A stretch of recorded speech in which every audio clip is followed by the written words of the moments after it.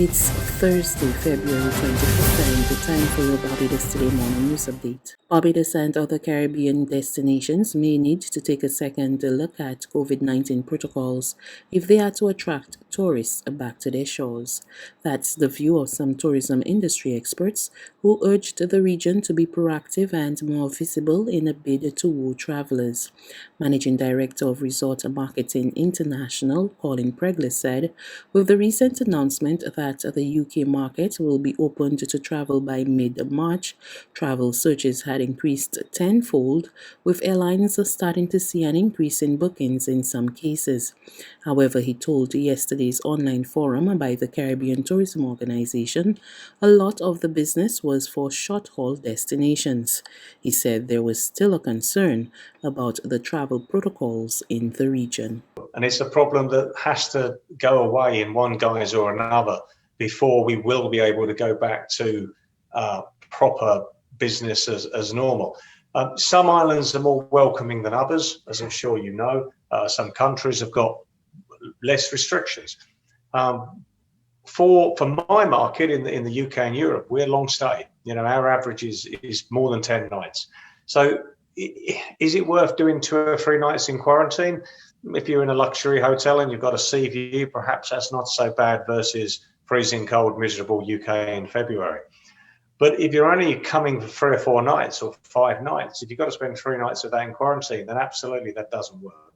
So the fundamental answer to it all is that we have to find a way through that doesn't involve everyone quarantining on arrival. And as I say, that varies by destination. He said if Caribbean destinations want to benefit from the surge in bookings that is happening, they have to be opened and welcoming.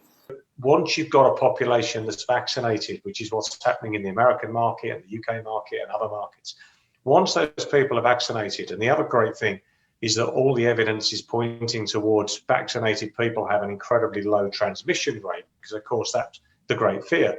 So, you know, perhaps we will have to move into a vaccine passport situation. I mean, a lot of governments have shied away from this, but, you know, I can't see that it's a bad thing. I mean, if you've got a vaccination and you've got a card in your hand that proves that you've had that vaccination, along with a negative test, perhaps 3 days before traveling, then I don't understand the need for somebody to go into quarantine.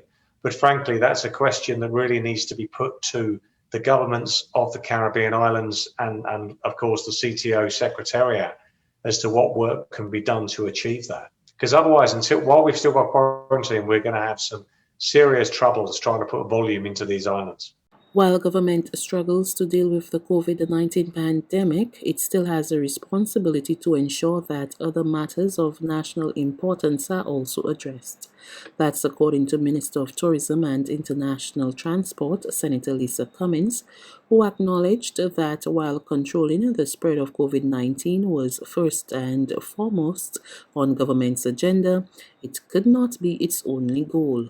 Speaking during debate on the National Payment Bill in the Senate yesterday, Cummins said there were other sectors that needed urgent attention. We are in a space where, and I think the Prime Minister describes it well, we have to learn to walk and chew gum confidently. There are many people who would say, well, what them and they're dealing with them things now, people up on the road and people suffering and people need this and people need that. Those things are all true. Those things are all important. There is a Ministry of Health, Mr. President, and a Prime Minister's office and a COVID monitoring unit and all of the various arms of government that are on a day-to-day basis, 7 days a week, sometimes 24 hours a day, focusing on the issues of the day, ensuring that we're able to keep businesses afloat, ensuring that we're able to keep Barbadians safe, ensuring that we are capable at the same time of protecting lives and livelihoods. There are people who come to work in this country every single day to do that. That is the walking. They are walking the road every day. But that does not mean that we are not also simultaneously meant to take responsibility for walking and chewing gum. And so the agenda of the government of Barbados must continue simultaneously to dealing with the short-term challenges that are before us, dealing with the planning that is required before us, dealing with the mitigation before us in a real and a meaningful way, but simultaneously planning and continuing to implement the structural transformation agenda that this government came to office giving a commitment to. Members of the Alliance Owners of Public Transport accuses government of turning a blind eye to their pleas for relief. AOPT Chairman Roy Raphael said there was currently a lot of uncertainty within the industry, with over 3,000 members currently out of jobs. He says many members are disappointed in the way government has handled the COVID-19 crisis for PSV operators. About, I would say, over 3,000 to 4,000 members of our community, which is the PSV and taxi community, are out of a job. They're home, they're not getting no money. Some of them are people who have not paid their national insurance. We would have made an appeal to the Ministry of Commerce on their behalf. To this day, we have not heard anything. We have sent in closely to almost 50 names to our Ministry of Commerce for assistance. The ministry have offered, the PSV sector, ministry have offered nothing to the PSV sector. We are still open to discussion. As my public communication officer said, Mr. Mark Ahe said that we are still amenable to have a discussion with government going forward. God forgive me because they speak right off my face, right? But we want to have a discussion. Talking to our partners a couple of days ago in the Caribbean government is moving to give subsidy and assistance to their public service vehicle operators in the Caribbean. And I believe this government needs to do likewise. Having over 3,000 operators off the road, not working, it really can create a challenge. Meantime, the AOPT has signaled its intention to start a legal clinic for its members. AOPT Director Craig Banfield said the clinic was as a result of calls from its membership for some form of legal aid. I've seen in the paper during the COVID-19 as well as previously, we've seen a lot of our members going before the law courts. And as such, a lot of our members have asked for assistance in legal matters, and we are glad to announce today that our association will be setting up a legal clinic to assist those members of the public service vehicle fraternity in any legal matters. We are not only going to close it to our members, which will be our main focus, but also to the general public. It will also be open to. How the legal clinic is going to work is that we are going to have 2 to 3 days a week on the evening.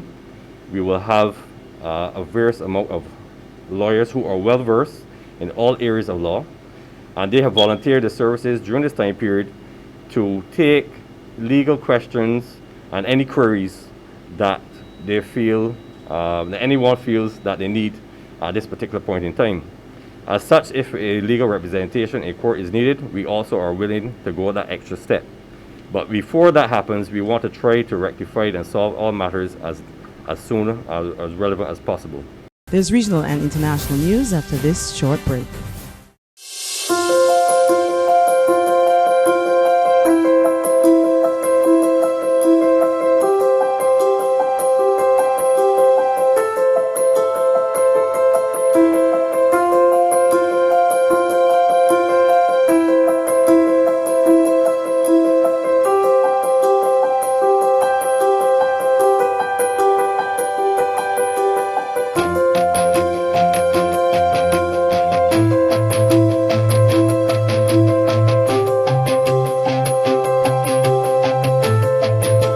Barbados Today, news you can trust.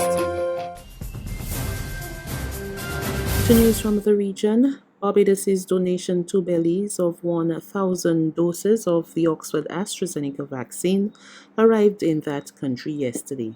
And the health technical advisor to the Ministry of Health and Wellness, Dr. Natalia Laga-Espada-Bear says those doses will be given to 500 frontline workers from next Monday.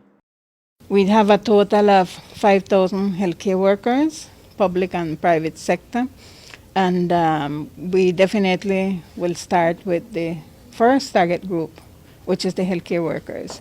We don't have enough for all, we know that, so we will start with those working in the COVID units and at the flu clinics, coming in contact with patients every day that may have or have COVID-19. We are starting with 500 persons because 1,000 doses represent 500 persons receiving first and second dose. So we will start with the first 500, and that will start Monday next week. And finally, the U.S. Food and Drug Administration says the Johnson & Johnson COVID-19 single-dose vaccine is safe. Scientists confirmed that overall the vaccine is about 66% effective at preventing moderate to severe forms of the virus. An external committee of experts will meet on Friday to recommend whether the FDA should authorize the vaccine. More from CBS News. Safe and effective is how the FDA described Johnson & Johnson's one-dose vaccine. If an EUA is issued, we anticipate allocating 3 to 4 million doses of Johnson & Johnson vaccine next week. The FDA confirms that J&J's vaccine is slightly less effective than the Moderna and Pfizer shots overall, but showed 85% efficacy against severe illness and complete protection against COVID-19 deaths 28 days after getting the shot. It also works better in the U.S. than in South Africa, where a more contagious variant is dominant. Johnson & Johnson's vaccine only needs to be kept at normal refrigeration temperatures and stored for 3 months. I think the Johnson & Johnson vaccine is a very important new development.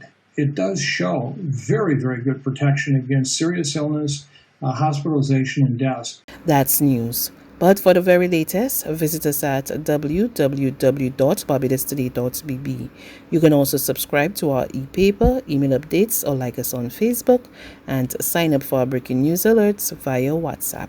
We're also on Izumi Media in bus terminals, as well as screenplay at supermarkets and gas stations near you.